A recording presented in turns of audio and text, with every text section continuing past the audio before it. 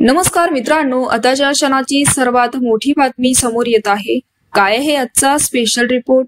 सविस्तर बातमी जाणून घेण्यापूर्वी आपण चॅनलवरती नवीन असाल तर चॅनलला सबस्क्राइब करा, बेल आयकॉन प्रेस करा।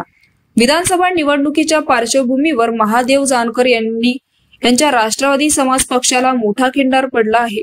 महादेव जानकर हे पक्षाचे स्थापन अध्यक्ष आहेत। या पक्षाने कर्नाटक, महाराष्ट्र, गुजरात, आसाम, उत्तर प्रदेश, राजस्थान, बिहार, तमिळनाडू, मध्य प्रदेश विधानसभा निवडणुका लढविल्या आहेत।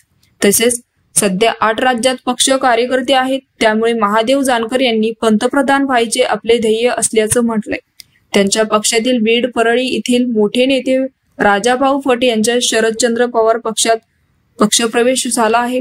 तर शरद पवार यांच्याशी चर्चा सुरू ठेवत लोकसभेला महादेव जानकर माहितीच्या मंडपात गेले होते।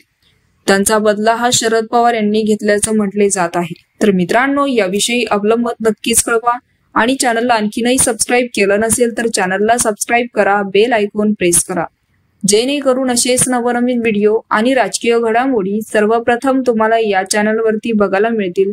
तूर्तास धन्यवाद। जय महाराष्ट्र।